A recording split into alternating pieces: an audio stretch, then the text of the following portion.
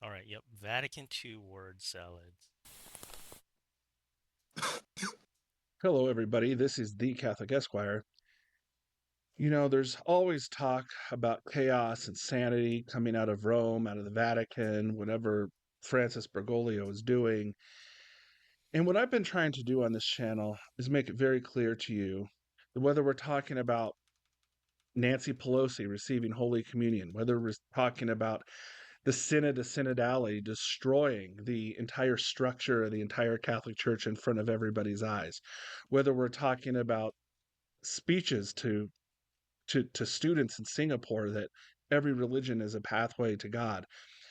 Almost in every single case, whenever we talk about these things, the root of it can be traced back to the Second Vatican Council. I'm to the point now where I'm almost dedicating my channel to this. And this is not really what I intended to do with this channel from the very beginning. But as I look at all the things come out of the Vatican, as I look at all the things coming out of Rome, and I ask myself, why are these things happening? What what is the rationale, the basis? Where is this coming from? And each and every time it goes back to the Second Vatican Council and the heresy of modernism that infiltrated that council and the members and the church fathers that attended that council. And so we have to ask ourselves and start asking ourselves some tough questions and start trying to answer them in a manly way instead of trying to avoid the problem and pretend these things don't exist. Father Dave Nix wrote a really good article this week on the Second Vatican Council entitled "What is a Future Pope to Do with Vatican II?" I'm going to put a link to that article in the description of this video, and I encourage you to check it out. But you see, these discussions have to go beyond the typical stuff you're going to hear on most YouTube channels from the mainstream Catholic media types who are very concerned about how they talk about these things, which I understand their desire to be careful about talking about things. But what it ultimately comes down to is it becomes obvious they refuse to acknowledge the elephant in the room in almost all cases, with a few exceptions. And that elephant in the room every single time ends up being the Second Vatican Council. So, what you're typically going to hear when you hear discussions about the Second Vatican Council, even in conservative traditional circles, you're going to hear a lot about, well, the council was full of ambiguous statements, ambiguities. There's some unclarity there, but at the end of the day, the documents were good. They were just interpreted wrong. It's a bunch of people coming around interpreting them wrong. We have to try to maintain the council and all of its good things it contained in it. My friends, there is no good things contained in the Second Vatican Council, and there's certainly no good fruit from the Second Vatican Council. There's some good stuff. If there's anything in the Second Vatican Council documents that are true and authentic, they were already true and authentic before they were just copy and pasted into those documents. We hear from Bishop Barron, well, you have to read the documents and see how beautiful they are. This is funny because if you read the documents, they're convoluted, they're confusing, they are contradictory, they do contain ambiguities, that they're not easy reads. And he expects these people that come into his parishes and pews who are extremely, many of them probably, I'm sorry to say, are not really catechized, and he's expecting them to go read these documents and get some sort of spiritual fruit out of them? What a joke. Now, the purpose of today's video is I want to address an issue that I think is a problem, especially in conservative and traditional circles, and that is the attempt to try to excuse the problems with the Second Vatican Council by simply claiming everything in the council, all the bad stuff anyway, is just ambiguous. And the reason why people say it's just chalk it up to ambiguity, the reason why they're doing that is because they're trying to find a way to save that council, to excuse it and say, well, it's just written poorly. Written poorly. Can you imagine that? a valid general ecumenical council where the documents are just written so poorly, it just makes things more confusing than before the council. It kind of defeats the purpose of a council, doesn't it? Almost makes you wonder whether it's a really valid ecumenical council in the first place, if the intent was not to clarify doctrine or condemn errors, doesn't it? But I want to talk about this concept of ambiguity. I'm not denying that the Second Vatican Council has ambiguous statements in it, but what I want to get across today is that not everything bad about the Second Vatican Council is just ambiguous. What I'm trying to get across today is that the documents contain in them oftentimes clear direction on what to do, and it forms the basis for the destruction of the church we see after that. In other words, I'm saying the liberals aren't entirely wrong when they go back and repeatedly cite back to the Second Vatican Council to justify all their destruction, their heresies, and their apostasy. Indeed, the Second Vatican Council, the documents themselves, not the way it's interpreted necessarily or its spirit, the documents provide that basis from which we're seeing this destruction of the church. And I'm going to keep hammering on that. Now, what I want to do today is show you what an ambiguity really is versus a statement that people say is ambiguous but is really not ambiguous. I think you'll get some use out of this little exercise. So let's take a look first at the definition of ambiguity and go from there. So what is the definition of ambiguous? And I'm taking this from the American Heritage Dictionary.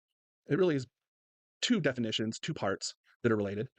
But number one, it's open to more than one interpretation, or two, doubtful or uncertain. All right. That's the definition we're going to work with. Now let's look at some of the documents, two examples in the Second Vatican Council where we try to apply this definition. So we'll begin looking at a document, Perfectae Caritatis. This is the adaptation and renewal of religious life, decree on, from the Second Vatican Council, 1965.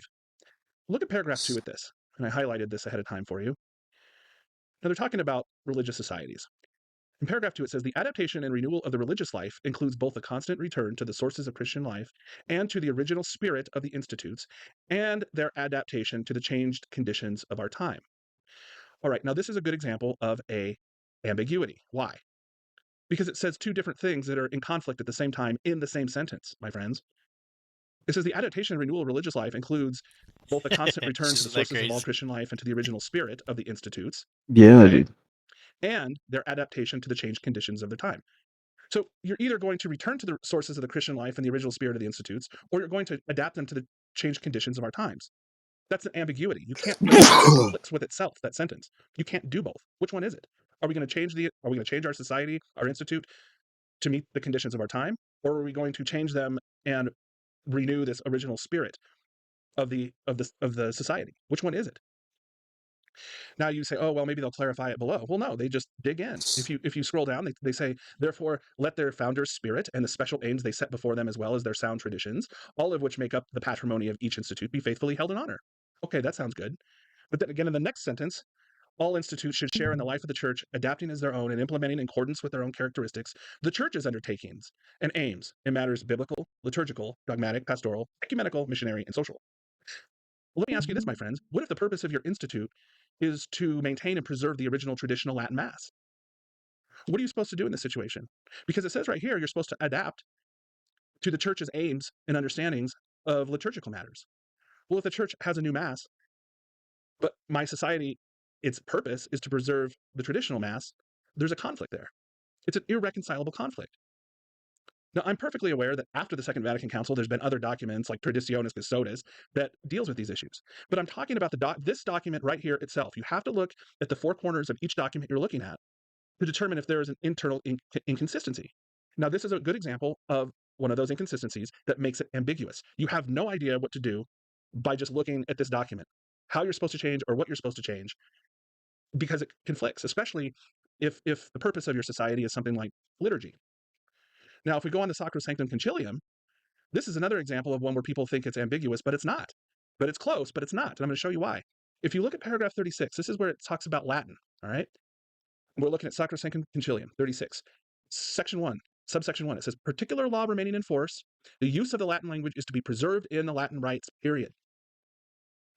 But then look at the second subsection of 36. It says, but since the use of the mother tongue, whether in the Mass, the administration of sacraments, or other parts of the liturgy, frequently may be of great advantage to the people, the limits of its employment may be extended. In subsection 3, it says, these norms being observed, it is for the competent territorial ecclesiastical authority mentioned in Article 22.2 to decide whether and to what extent the vernacular language is to be used. Now, at first glance, this appears to be contradictory because, on one hand, in subsection 1, it says Latin language is to be preserved in the Latin rites, period. If you go down to subsection 3, it says it is for the competent territorial ecclesiastical authority to decide whether and to what extent the vernacular language is used. It's basically the bishop conferences, okay? So it says preserve Latin, and then it says bishops' conferences can decide whether to use Latin or vernacular or not and the extent to which it's used. That appears to be in conflict. But if you read paragraph 36 very carefully, the key to understanding why this is not a conflict is because in paragraph 2, it says, after it says Latin is to be preserved, it says, but, that's a really big but, since the use of the mother tongue, whether in the Mass, the administration of the sacraments, or other parts of liturgy frequently may be of great advantage, the limits of its employment may be extended. So it's saying preserve the Latin Mass and preserve the Latin rites, preserve Latin in the rites, but its limits of the vernacular may be extended. And then it says we give authority to the bishops' conferences to do that. And so, really, this is not a situation of being ambiguous. What it is the council creating a general rule that says the general rule is Latin language should be preserved. But then it says, but the exception is we give authority to the bishops' conferences to essentially extinguish Latin if it wants to and impose the vernacular. That's fucking crazy. So yeah, so I wasn't joking, right? When we were watching John O'Malley and what happened at Vatican II video, and I pointed out for you specifically, like 2 or 3 times, right? Like, it's where they try to take the exception and make it the rule. You get what I Why is mean? no one talking about this? What people do is it's just nobody cares. I mean, why do they deny it? Like people, you know, people like fight or whoever. Like they should, if they see this or understood this, like this would be like at the forefront, like of Because if we I mean that's pretty much what we do is we bring up this and we say, "Hey, what are the logical implications to this?" And they go, "Stop attacking Vatican II." or they'll call you like A sede, sedevacantist. exactly. So it's weapon that's what weaponized ambiguity is. It's ambiguous. Other Catholics don't want to deal with it. They just say trust your bishop or trust, the Pope. You're not with the Pope, therefore you're not a Catholic. That's crazy. So it's the same shit that was happening prior to Vatican II, right? Where you have, these hyper papalists, right? They're not real Catholics because they don't even understand the councils they're not reading, right? And then they're Yeah, accusing other Catholics of not being a Catholic because they don't follow the Pope. Do you see like the double standard here? yeah, The man. special pleading. It's almost like there's like a natural immune response, so to speak, to to defend the institution, to defend the church. But like now, it's such a weird culture that now, like when these members see the immune response beginning to happen, like they may immediately try to suppress it and be like, "Oh, you're a sede," or "This is." It's weird. Like they're defending like this pathogen, this infection. That's why when you ask me questions like, so what do you think we can do?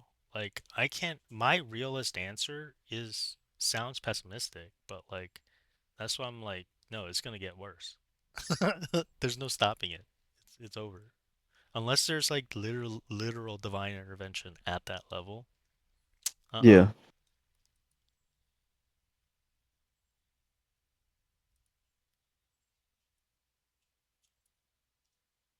I mean, I don't know. Maybe you have a different idea. You know what I mean? Like, yeah.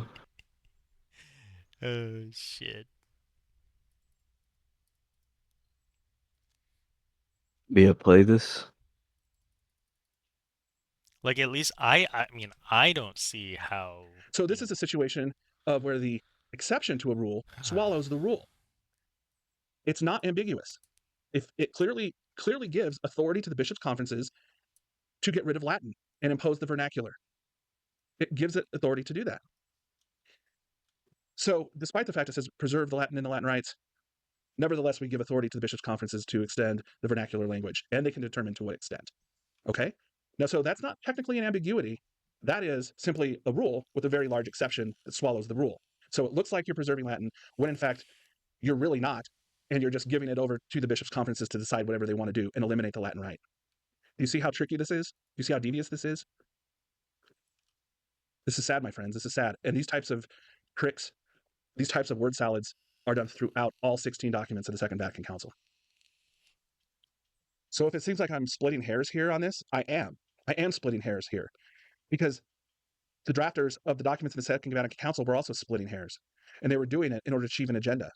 And quite frankly, I think they were successful in doing it, which is why we have to keep our focus on the Second Vatican Council. What was going on there? Who was participating? What were the procedures involved? How were they manipulated? And what are the actual teachings of that council and whether they conflict with tradition? That's the discussion we should be having. I am working on a project with that in mind. I'm hoping to launch it sometime in January. I think you'll enjoy it, and it will be very focused on the Second Vatican Council. If this is useful, my friends, please like the channel, subscribe to the channel, like the video, share it, all those things. It does help. Thank you for listening.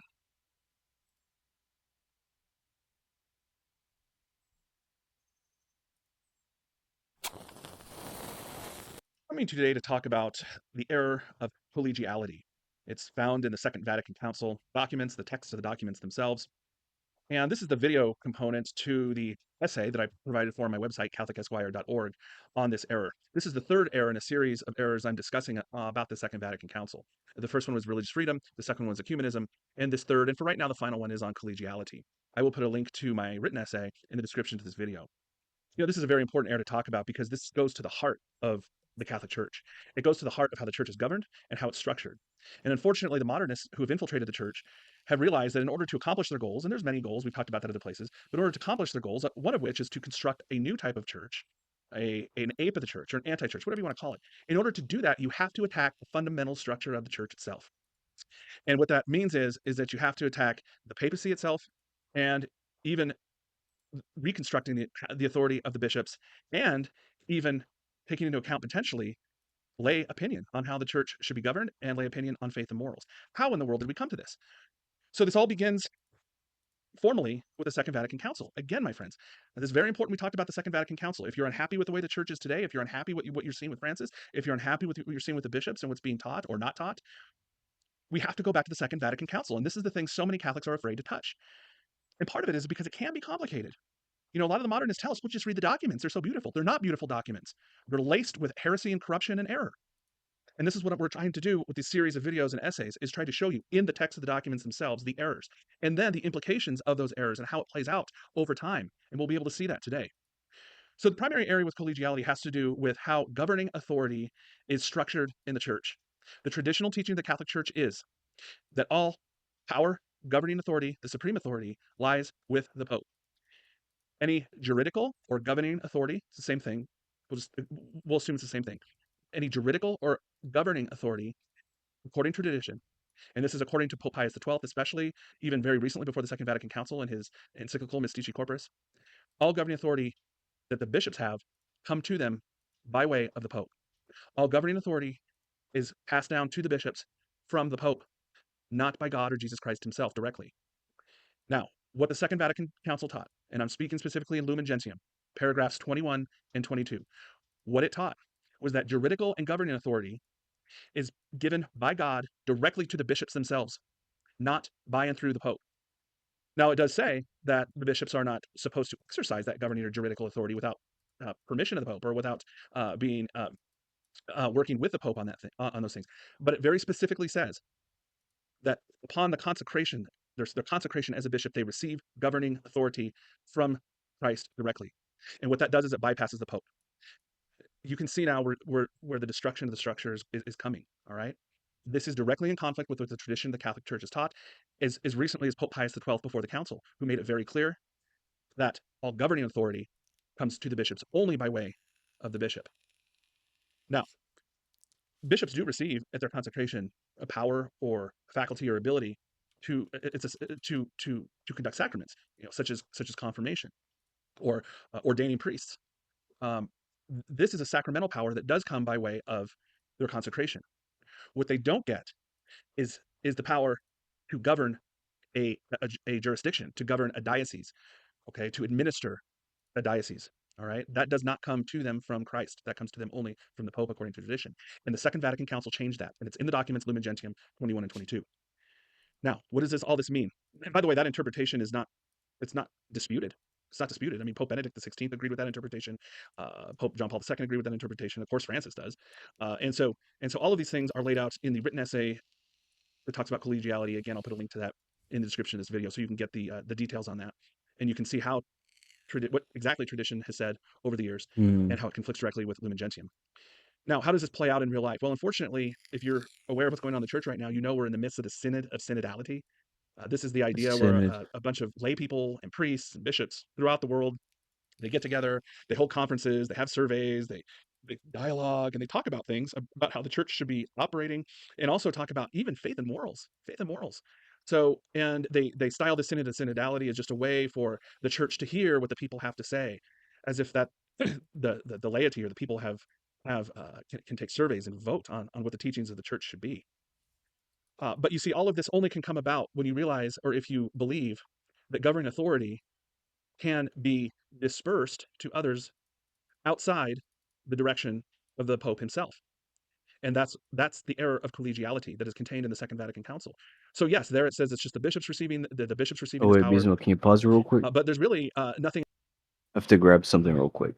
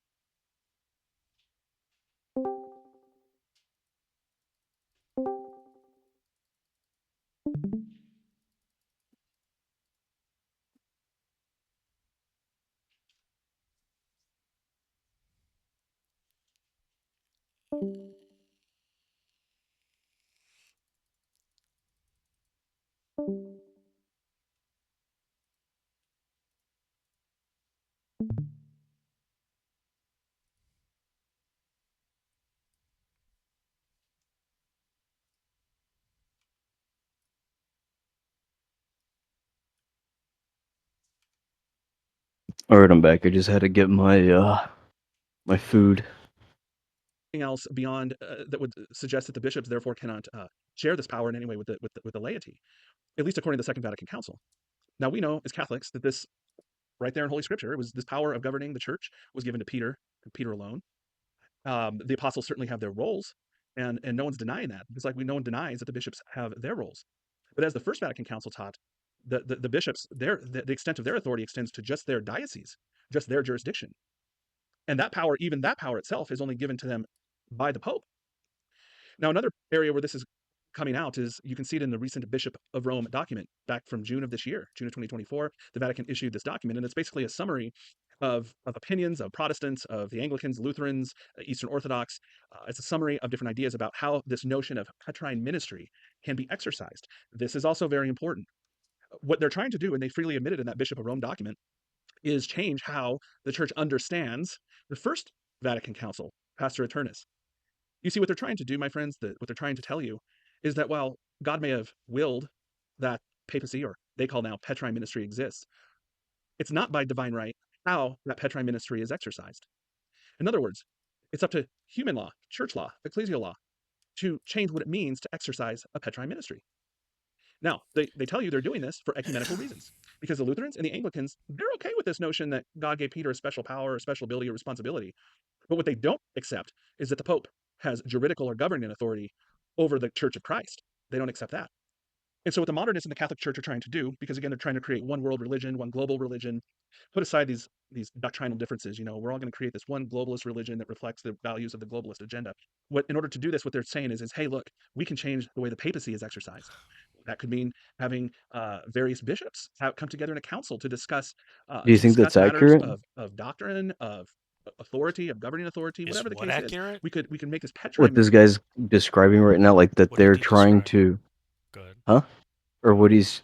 or like the last 30 seconds where like they're trying to create a universal like one Christian church, but like they're Yeah, doing it by eroding like the papal role in it so that correct. the pill is easier to swallow for other denominations. Yep, that's precisely what's happening. That's crazy. It's yeah, they're giving up papal supremacy and they're trying to. It's a dereliction of duty. They're abdicating the throne basically. They're saying, you know what, forget sovereignty. You're all shared sovereignty because they're trying to like make it more palatable to everybody else. It's whatever's. I don't understand how this isn't like the most talked, like forget about the LGBT stuff or whatever like that news leak was like about like the Vatican something about them ordaining women or that's a complete nothing burger in Yep, comparison to this. Like why isn't this, like at the forefront? And it's just crazy.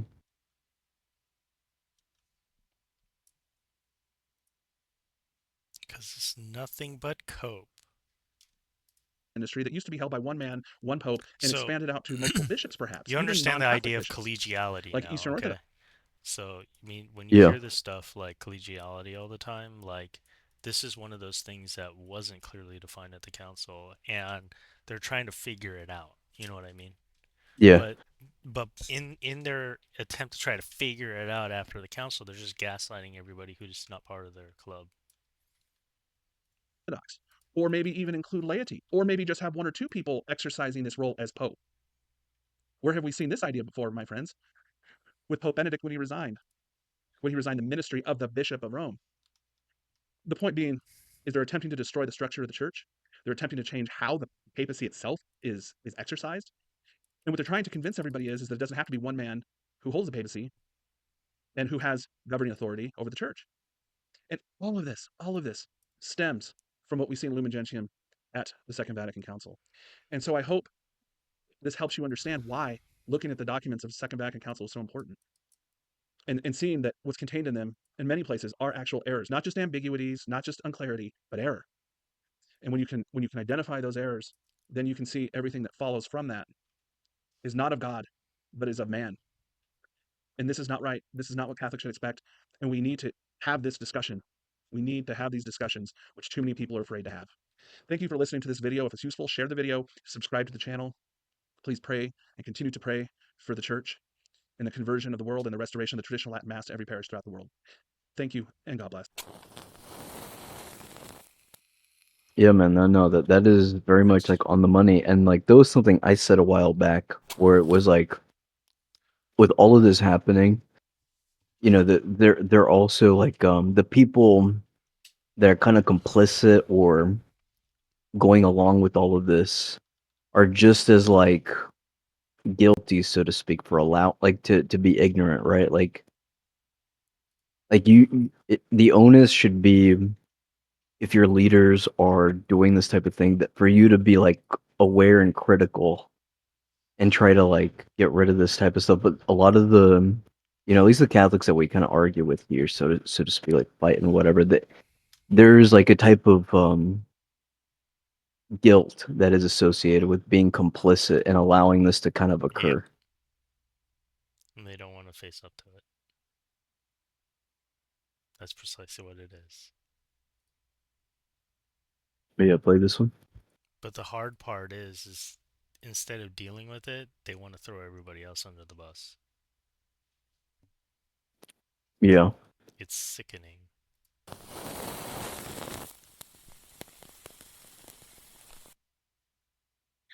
Hello, everybody. This is the Catholic Esquire. As promised, the second installment on the errors of Vatican II has been published on my website, CatholicEsquire.org. I will put a link to that article into the description for this video here today. It is about 5,000 words. It gets into some good detail for you. And so the purpose of today's video is for me to summarize the key parts of what's in the article so you have a good kind of explanation of what's happening there. And then I do encourage you to please go read the full article because that's where you're going to get all the quotes, the explanations, the arguments, and everything that you need to be competent on this topic. The topic this time is ecumenism. The first era I discussed was religious liberty or religious freedom.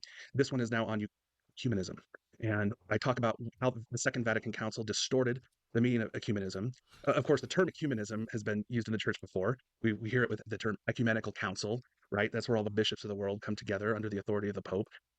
But under the Second Vatican Council, this concept of ecumenism turns into this distorted idea of outreach to non Catholics, not so much to convert them, but if you can believe this, to help us understand more about our own faith from them, or in some other way to help build some sort of common foundation with people who deny the divinity of Jesus Christ or who deny that the Catholic Church is the true church. The idea is that by establishing a common ground, then we can have dialogue, dialogue with error, if you can believe that. And what's the purpose of that? It's not to convert them. I mean, that'd be nice, I suppose, the modernists would say if they converted. But part of the problem with the Second Vatican Council is that it essentially teaches that they don't really have to. Now, it gets a little complicated because, as with any modernist heresy, you just can't come out outright and say, oh, no, you don't have to become Catholic at all. Don't become Catholic. Just stay what you're doing. No, no, no. It's much more subtle than that. And of course, the idea is you're supposed to be sound more open and understanding and inclusive. See, this inclusivity has existed since at least the 1960s, and it was built into the Second Vatican Council. It's erroneous, it's heretical in some sense, and it certainly leads people away from Christ and jeopardizes the souls of millions. Now, I can't get into all the details of ecumenism in this video. Again, that's why I wrote the article. But I just want to give you a brief understanding of the fundamental core error from which the rest of the errors of ecumenism come from. I'm sure you've perhaps read some books or heard other videos of people talking about the problems with ecumenism. And they'll often start talking about Nostra Aetate, for example. That's the document in the Second Vatican Council that talks about our relationship as Catholics with non-Christian religions, such as Buddhism, Hinduism, Judaism. And it has some statements in there that would lead one to believe that somehow, in some way, there's some elements of truth in these false religions that can, in a way, lead them to the communion with the real God or to ultimate truth. Um, a lot of talk and discussion is made on those, and I do cover that in my written article, certainly. But what I'm going to contend is to truly understand this error, the error of ecumenism, we really have to look at one of the key documents at the Second Vatican Council, the most important, one of the primary documents, Lumen Gentium, especially in paragraph 8. And in this chapter 1, paragraph 8, is basically one sentence.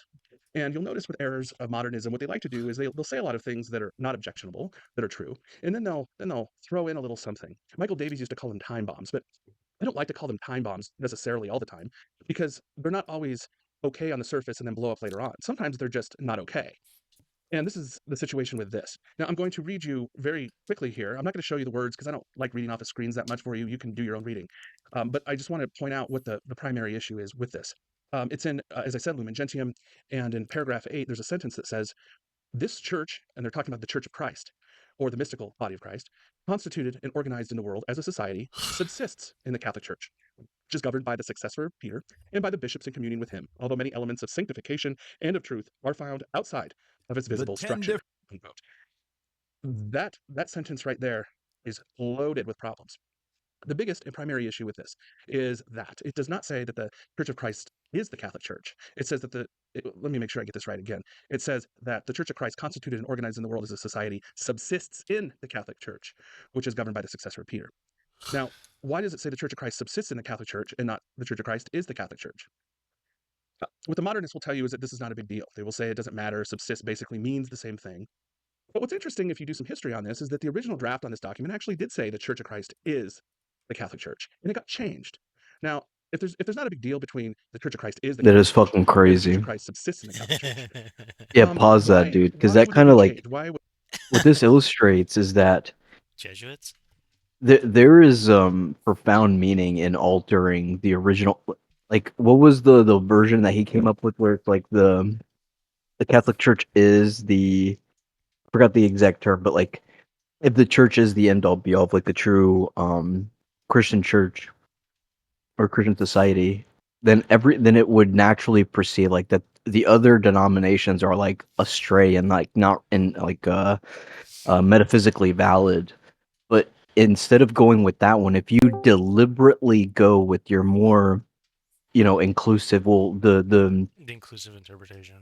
yeah, then it opens up the possibility where you can interpret it as, or saying outright that like every other denomination, ever besides the Catholic Church, the Catholic Church is one part, but all Christian churches are inherently valid or have like some validity.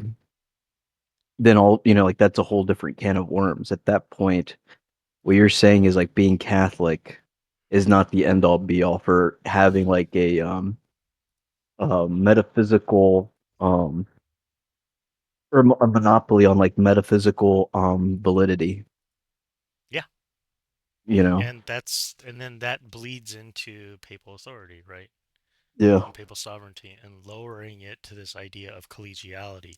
So that's the thing. It's like collegiality and ecumenism are not the same thing, but they're affected in the same way after the This council. is this is so like yeah, like when we talk about like obvious heresies or something, where like the Pope is saying all religions are roads to God or something.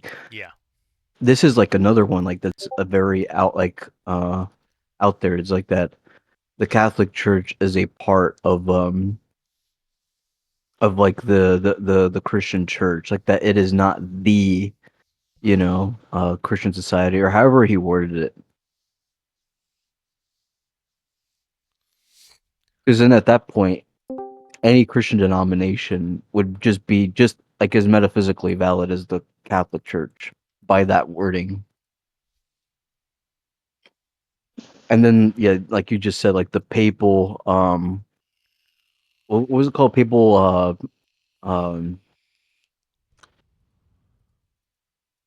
like the validity of like the Pope's position now comes into question. Now it can be now it could be something that is like inherently like not necessary for the Church of Christ.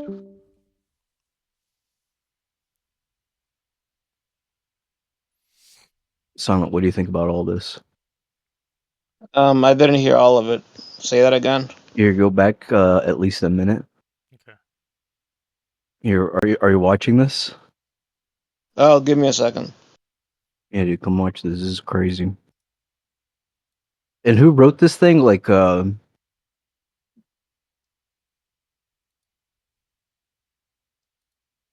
that? oh, is this the ecumenism in Vatican II?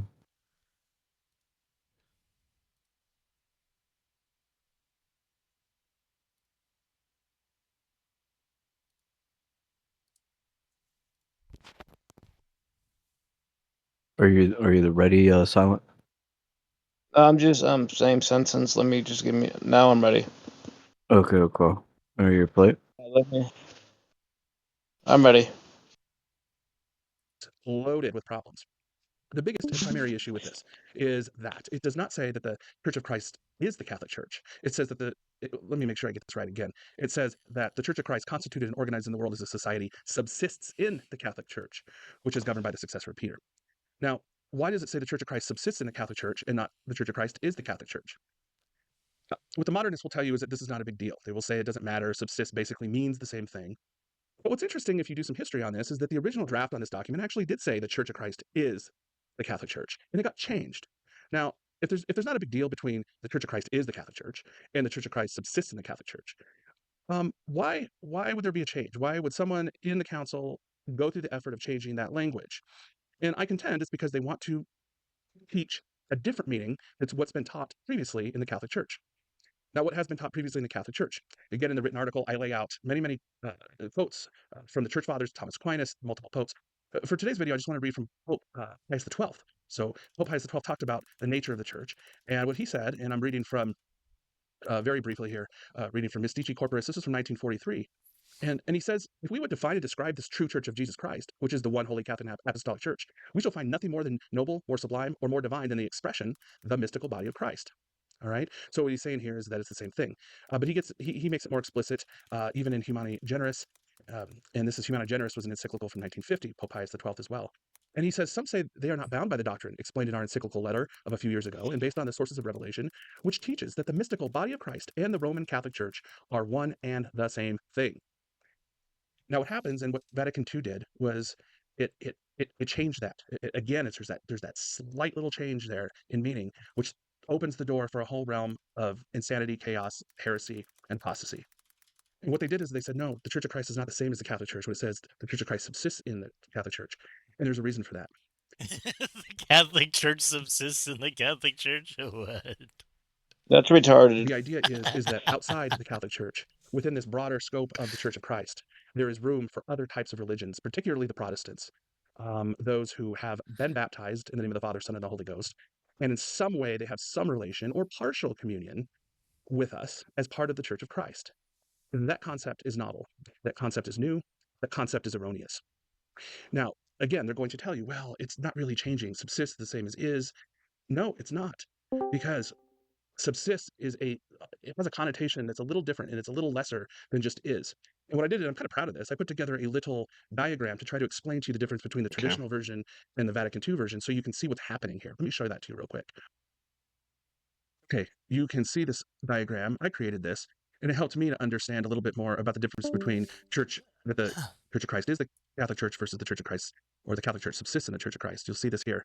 And basically, in the traditional view, this is on your left side, you will see that when the Catholic Church is the Church of Christ, Yeah, there is simply no exactly. Look room at that. for Protestants, uh, Anglicans, Eastern Orthodox, whatever, to be in the Church of Christ in any way, no partial communion. That's really the traditional view. We didn't talk about partial communion. But on the right, you'll see the Vatican II version. And if you detach the Catholic Church from equaling the Church of Christ, or being the same as the Church of Christ, as Pope Pius XII taught, you'll see that if you'll see there's some room in the Church of Christ for other types of Protestants, Anglicans, Protestants, or Eastern Orthodox even, to be sharing in the name of the Church of Christ. Now they will say, well, it's only partial communion. That's why you But in Francis's version, he's missing bubbles. He needs bubbles for Hinduism over here, Muslim for over here, Jew over here, and then shamanism over here. You get what I'm saying? see the bubbles only Yeah. partially inside the Church of Christ, because there's some things they believe that are outside, that are not shared by the Catholic Church, and we all understand that. And that's why it's outside. And you'll notice that the Catholic Church bubble is still completely and fully within the Church of Christ. So there's no part of the Catholic Church that is outside the Church of Christ. And the modernists from Vatican II will concede that and say that. So this is why they can say the fullness of the church is in the Catholic Church. While at the same time, they can say the Protestants, Anglicans, or Eastern Orthodox have some partial communion with the church. And they say that that partial communion exists through shared baptism. But the problem with that, my friends, is that not only do you have to have baptism to be saved, but you also have to have the faith. And you can't just have part of the faith or believe part of the faith to be saved. You have to believe in the entirety of the faith. That's why there is no room within the Church of Christ for other types of religions besides the Catholic Church. But I hope this diagram is helpful, just so you can understand what's going on here with this error. Okay, so to try to wrap this up, put a little bow on this for you. The problems that we see in Can you Nostra send me Aetate, this for one? example, Yeah. and other documents in the Second Vatican Council that have to do with this notion of ecumenism, all spring from this false notion that the Church of Christ, or that the Church of Christ subsists in the Catholic Church. That's where the root of the problem is from that it opens the door to all kinds of problems. And we see this play out. I mean, we've seen this play out with, and I highlight this in the article, we see this play out with changing the Good Friday prayers. Okay, so we stopped praying for the Jews in the new Mass version. If you can believe it, we stopped praying for their conversion. That's serious. We see popes like John Paul II showing up in the Assisi Conference of World Religions in 1986, praying and worshiping with others who believe in false religions. We see it as recently with Francis, the poster child for the Second Vatican Council, the man who says he follows the Vatican Council, believes in the Vatican Council, and is teaching the world that God wills the diversity of religions. Can you imagine that? And that all comes, and he tells you, Francis tells you, this idea comes from the Second Vatican Council. I'm just taking these people at their word. And what I'm trying to show you is the text from which this comes and which it springs, and the underlying concepts and beliefs that go into this program of modernism. And it's a heresy, modernist heresy. There is a structure to it. There is a program to it. It's just not random little statements here and there that aren't quite right. This is serious. I think you'll enjoy the next video I'm going to do. I'm going to give you a little special gift, a little something different, especially for those of you who routinely watch this channel. I really appreciate you and want to do a little something different, a little longer presentation next time, where I'm actually going to use video from those who claim to be very, who defend the Second Council, with very good reputations in the Catholic community, but who insist there's nothing wrong with the Second Vatican Council. I will address their arguments directly in this video as I make them, and that should be a little something different, entertaining, and hopefully useful. If This needs to be a part of like the schema. So, Bismuth, I have two questions. Hold on, we're watching the next one. Okay. All right, what's your questions? They're fast. What do you think of Vatican I? That's a broad question. Go ahead, next question. What do you think about Eastern Rite clergy being able to be married men? I don't think anything wrong with it, since it was, Yeah, historically, there's nothing wrong with that. Celibacy is a yeah. discipline within the Roman tradition.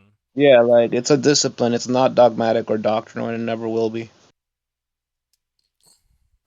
Do you Right. think that Or was priests it? should be allowed? So go ahead. To No, answer no. your question, near and far, yes, I think that because it again historically before like the 1,000 years, like in the first to ninth centuries, Yeah. Catholic priests could be married in all rights. It's only the Roman Rite. Not to say there's anything wrong with it. They chose that voluntary practice.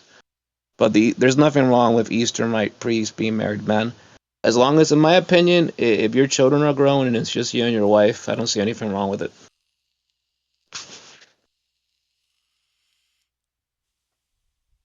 And in fact, the reason I asked this is because I'm talking to a Filipino girl, and we're planning on settling down soon. And my plan is after like my children are grown, is to become an Eastern Rite priest, So a you're gonna married be Eastern Rite priest. you're gonna be Greek Orthodox? That's not the way that it works. No, no, no, no, no, no, no. I'm already going to a Ukraine Catholic church. I'm never going to be Eastern Orthodox. I'm going to the an Eastern Rite Catholic Church of Ismail. You might want to check with them because, as far as I'm aware, at least for Eastern Orthodox, is Ew. once you become What part ordained, of? uh, once you become ordained, you can't get married. Or No, no, no. This is what or go ahead.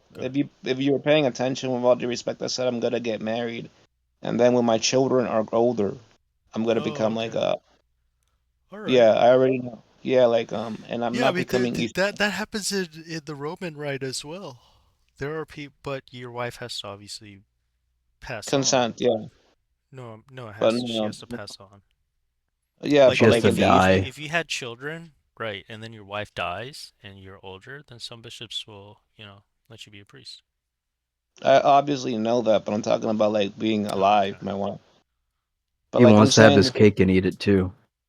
well, no. I feel like there's nothing wrong if you're like your children are grown and it's just you and your wife, you know. Yeah, Obviously, I don't think it's a good idea for you to be like a married priest with young children because that's not fair to the church and that's not fair to your family. yeah. But if your children are already like old enough, like adults, and they're already independent, and it's just you, the two of you, you and your wife, that's different. I mean, ultimately, right? Like the philosophy would have to do something about how you're gonna be your duty is gonna be transcending like earthly desires and attachments, and you're gonna be doubling down on putting God first and trying to cultivate like this understanding, and not only for Yeah, yourself but for like the I think you were both. people. And if I know you you're still have like a probably wife and kids, like you're not necessarily like fully doubled down on that. You're like, so. I wanted to say Abysmal, I would never be Orthodox under any circumstances. I'm gonna die Roman Catholic. Nice. All right. yeah, play Go this. ahead. Hello, everybody. This is the Catholic Esquire. As many of you know, I've had many videos, and this channel is essentially dedicated to promoting traditional Catholicism, which basically means real Catholicism. That's what I have found in the last few years is that, unfortunately, since the Second Vatican Council, there's been a divergence between what those who claim to be in the hierarchy teach and what the church has always taught as part of her doctrine. And that's why the church is in a crisis today. It is in a crisis, and we are in crisis mode because for the first time, really, in history, you have a situation where those who have legitimate authority, who would normally have legitimate hierarchical authority, are teaching something that's not just novel and new, but actually contrary to the doctrine of the church. And the beauty of the Catholic Church through all of this, of course, is that as lay people, we don't have to make any formal judgments or anything like that. We can know just by reading catechisms of the past, by reading the documents from the councils and prior popes, we know what the doctrines of the church are. And when we hear something that's contrary to it, that's erroneous, that's heretical, we can see right in front of us using our intellect and our brains that what we're hearing is false. And many people are realizing this, that since the Second Vatican Council, there's a significant number of teachings that have sprung from that council that are contrary to what the church has always taught. And one of those big topics is this notion of religious freedom. Many of you have bishops, I imagine, parish priests. They'll send out notices and they'll attend ecumenical meetings with people from other religions, and they'll promote this concept of religious freedom, this idea that the government should be hands free off of all religion and just allow people to practice and teach and believe and promote their own religions in this neutral land of legal neutrality with full endorsement to speak freely and teach your own religions without any infringement by the government or from anyone else. This is a very American idea because it's embedded into our United States Constitution, First Amendment specifically. He's weird, man. He like always like leaves. He never wants to study. The Why, problem, dude? of course, with all of this is that our United States It's just, Constitution was in part drafted by I don't Freemasons. know. It was very much promoted and supported and defended, even down to this day, by people who hate the Catholic Church, who hate Jesus Christ, and certainly reject any notion that Christ has a social kingship, any type of authority in civil or secular affairs. What the typical American idea is, and unfortunately, what many bishops today and clergy will teach, pursuant to what they said the Second Vatican Council teaches, and that's what I'm going to get to in a minute here. What you're going to hear is agreement with that notion. You're going to hear ideas that what's most important is equality among religions, that everyone should be able to freely express their own religions and ideas and beliefs and act on them publicly. And what's very interesting to people who come to tradition and who start diving into what the church actually teaches on these things, you will realize that actually the true Catholic Church does not agree with that. In fact, the Catholic Church condemns that notion of religious freedom and has always done so back to the very beginning. What I did was draft an article, an essay about this. You can find it on catholicesquire.org. In that article, and I'll link to it in the description of this video, I lay out, not every piece of evidence, but I lay out a pretty consistent line of teachings by popes, by doctors of the church, like St. Thomas Aquinas, from very early times up until essentially the 20th century. And you will see a consistent line of teaching that says that while no one can be forced to convert to the faith, because faith is something that has to be an act of the will, it has to be voluntary. No one can force you to believe in God or to have faith. No, we're not talking about that. Well, no one can force you to have faith. It absolutely is the role of the state, the government, to promote the true faith, to protect the true faith in the church and the teachings of Jesus Christ in the public sphere. Okay? That's always been the teachings of the church. Now, yes, the church has its authorities and they're primarily responsible for guiding people to heaven. But the civil state, because all authority comes from God ultimately, it's Romans chapter 13, all authority, even civil authority, secular authority, has a duty to promote the common good. And that means not to harm the eternal salvation of souls, but indirectly guiding people in the correct direction towards the salvation of their souls through proper civil laws. And so that's what the teaching of the church has always been. I would encourage you to check out my article on that, where I lay out in the first section that consistent, constant line of teaching that extends almost for 2,000 years, clearly. And then, unfortunately, what happened was at the Second Vatican Council, that all changed, just like a lot of other things change. Because those who infiltrated the church into the hierarchy itself has determined that their goal is to make the church compliant with and pleasing to the modern world. And one of the biggest aspects of that is to not to deny or implicitly deny that there is no salvation outside of the church. In other words, that you can be saved through other religions, even if you deny Christ's church that he established, that there really is an equality of religions. And most importantly, in the purpose of what Dignitatis Humanae, the document I'm referring to in the Second Vatican Council, what it said is that every person has a natural right to not only believe what religion they want, but to publicly express that religion in a public forum. And what Dignitatis Humanae says is that governments, the state, has no right, has no ability, and should be prohibited from, in the constitutions themselves, from restricting in any way the public expression of false and idolatrous religions. That's what that document says. Now, there's a whole heap of argument from people who believe in this concept of the hermeneutic of continuity, What's up? where they try to smooth over using mental gymnastics this idea that what the church taught before the Second Vatican Council is the same, really, just more developed a little bit compared to what's after the Second Vatican Council. But my friends, it just isn't true. We can't lie to ourselves just because that would make it much more convenient, ease our consciences just a little bit, and make us feel better about the people today who currently claim to hold authority in the church. We can't lie to ourselves. Catholics don't do that.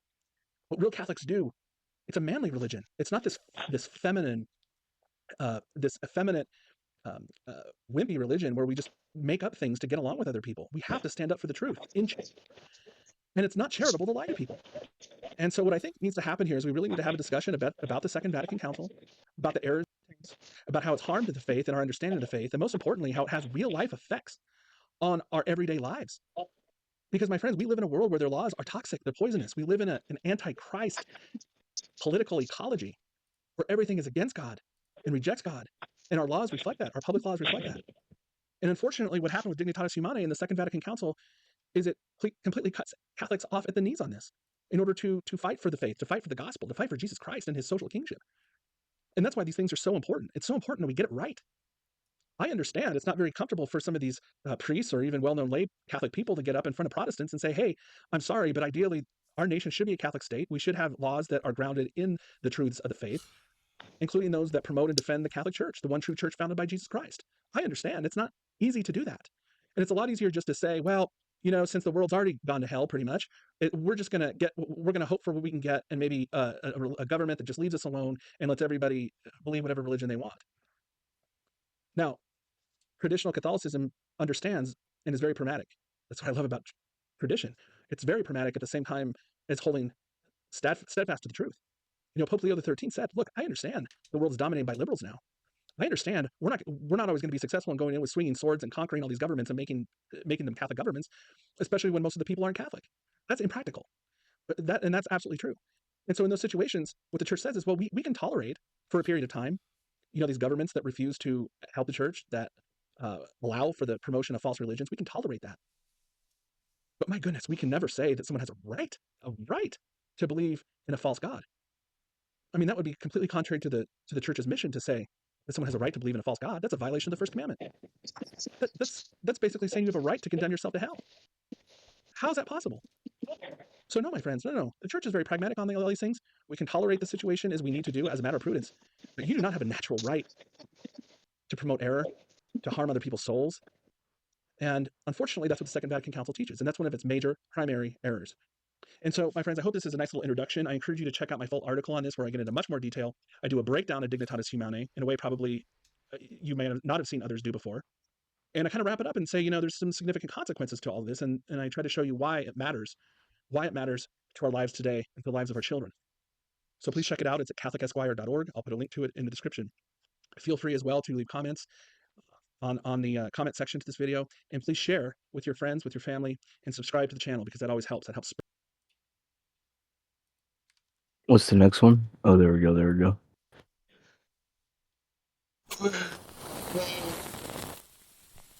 How does the church go through this, if I could ask? Hello, everybody. This is the Catholic Esquire. Well, it's been about a week since that whole catastrophe in Singapore, where Francis told a bunch of students in Singapore that there's many different paths to God, essentially denying that Jesus Christ is the way, the truth, and the life, denying that he's the one mediator to God and necessary for their salvation. As you can imagine, it's caused a lot of controversy and chaos. And what I wanted to do today was talk about why we should care. I'm going to give you 3 reasons why we should actually care about whether the man who claims to be Pope speaks heresy. We should actually care about whether the man who claims to be Pope is actually the Pope or not. And the reason I'm going to give you these 3 reasons is because I've noticed in the last week a lot of the responses have been, even from traditional people. I talked to someone this week about this. Unbelievable. They say, you know what, we should just stop caring so much about what's happening in Rome and what Francis says, and we just need to pray more. We just need to pray more. We just need to work on our own spiritual lives and stop getting all caught up and caring about all that stuff in Rome. Well, that's not Catholic, my friends. That is not Catholic. That is not the way a Catholic should think. Now, I'm going to give you 3 reasons why we should actually not be so effeminate and weak and cowardly that we can't face difficult questions because we can't personally wrap our brains around it. So we just tell everybody it doesn't matter. Of course it matters who the Pope is. We're Catholics. So what's the first reason that we should care? Because we should care about the dignity of that office. That office, the papal office, the papacy, is what separates us from the rest of the religions around the world. It's what separates us from the Eastern Orthodox, from the Lutherans, from all the Protestants, from those religions that deny Jesus Christ. It's huge. And when we say, well, we just should stop caring about it and just care about ourselves, just pray more. Have you ever thought about the fact that maybe God wants us to do something here? I'm not saying he doesn't want us to pray. Of course we should pray. But have you ever thought about the fact that maybe we should be praying for the graces to go out and do something about this? Oh wait, Like Abuse, men? pause I'm there real talking to you quick. men.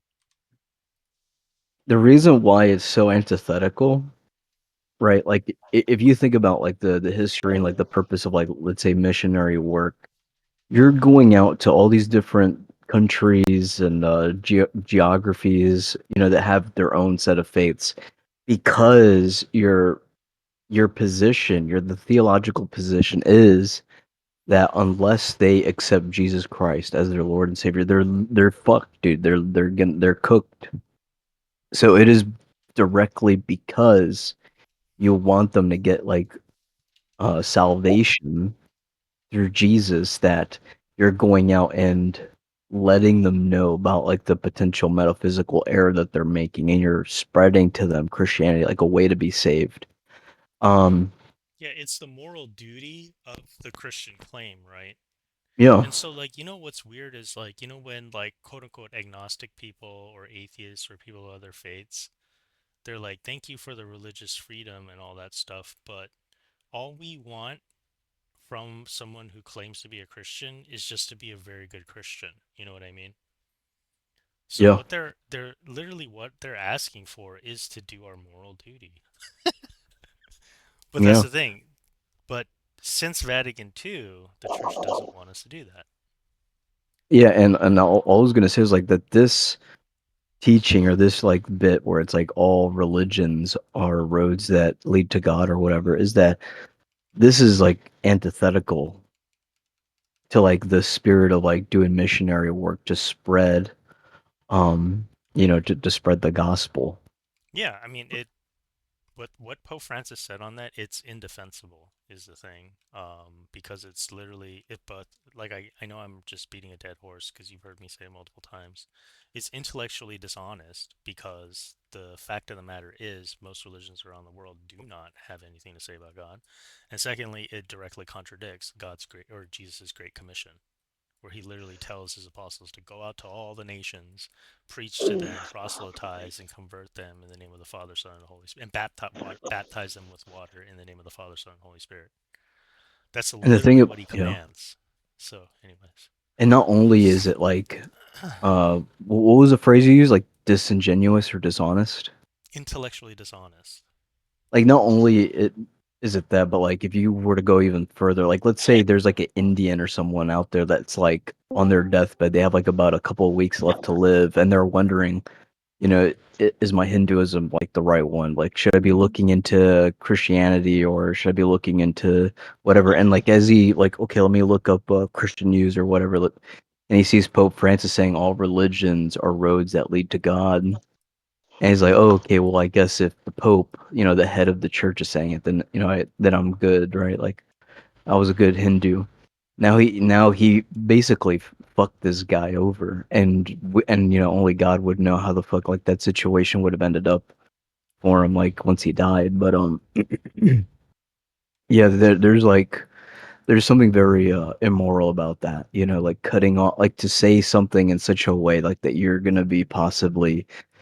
It's a cognitive hazard. It's a cognitive spiritual hazard to be saying something like that. Yep, You know, it's a dereliction of duty and from that the top. And this guy, like, this is like, I don't know if he's gonna beat on this head, but like, let's say, back to that Indian guy, like, if the Pope isn't doing his duty, if he's like, if he's having a dereliction of duty, then the onus should be on like the regular Catholics to try and reach that Indian, be like, no, dude, listen, the Pope, like, that was like a heresy. He said that is not true. Like, here's like the way it works. Here, Jesus is the one that saves.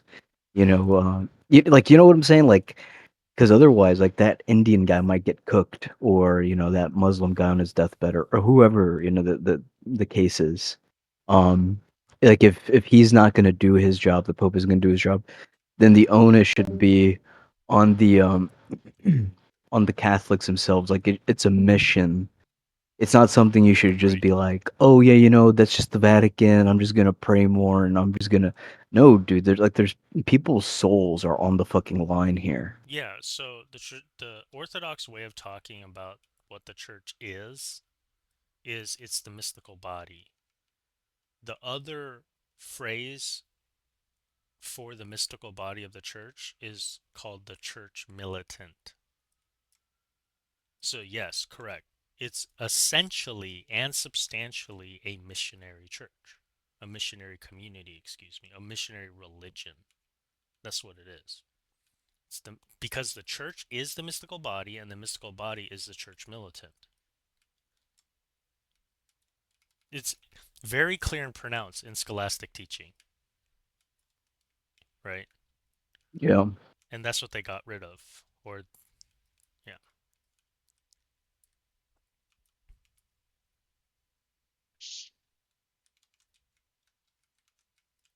Yeah, play it. Oh, okay. Yep. Have you thought about that? We should care about that office. It's what defines us as different and separate, and the one true church that people should cling to, because you can be confident in the unity of faith and governance that you don't get anywhere else.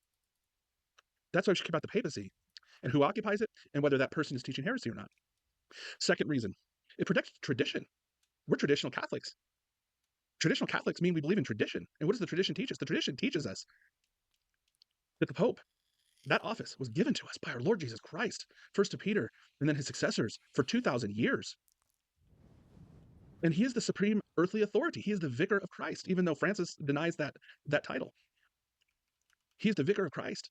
Council of Florence, the first Vatican Council. That's what it teaches. And one of the problems we're having, especially in traditional circles, is this implicit, this implicit desire to want to reject what Vatican I taught. Now, they may not say that openly, but that's what's happening. I have seen a couple people say it openly, and since then, they're well-known Catholic media people, and since they've abandoned the faith. Because you see, when you abandon tradition, when you reject Vatican I, then you're rejecting the faith. Now, oh, well, you criticize Vatican II. I'm not criticizing Vatican II because people wanted to call a council. I'm criticizing Vatican II because what the documents teach in many different places is in conflict with tradition. That's the reason I have a problem with Vatican II, because it attacks tradition. And the same thing here. If you attack Vatican I, you're attacking tradition. You're attacking tradition and the importance of the office of the papacy. The third reason that we should care about whether the man who claims to be Pope is teaching heresy, and that we should care about who occupies that office, or we should care if the office is occupied at all, is because souls are at stake. Souls, eternal souls. Just this week I was talking to a Protestant, Yeah, and man. they're seeing all of this. They're reading all of this, and they're saying the Catholic Pope is denying Jesus Christ as the way to God. I mean, that's like the most basic, fundamental point of Christianity. Yeah. And they're like, yeah, why would I want to come into the church? And these are people I've been working on very closely in converting them into coming into the church. And then this happens. You see, it just makes this is causing people potentially to go to hell. That's why this is so important. And as Catholics, we should care about bringing people into the church and the salvation of their souls. And so it doesn't work just to say, well, I just need to pray more and stop caring about it. Souls are at stake. This is what it means to be a Catholic. We can't be indifferent. People complain, oh, well, Bergoglio is teaching the heresy of indifferentism. Yeah, then stop being indifferent about that fact. Indifferentism and lukewarmness is the poison that the modernists have used to infiltrate this church, and are using that to destroy it. We have to get away from that. We are Catholics. We care about spreading the gospel. We care about the salvation of souls. And we care about who our spiritual father is supposed to be. We need to know who that man is. And we need to know and call it out for what it is. If he's hurting us spiritually and causing scandal to the rest of the world, we need to have honest conversations and then talk about what are we going to do about it. Well, there's nothing we can do about it. Oh, really?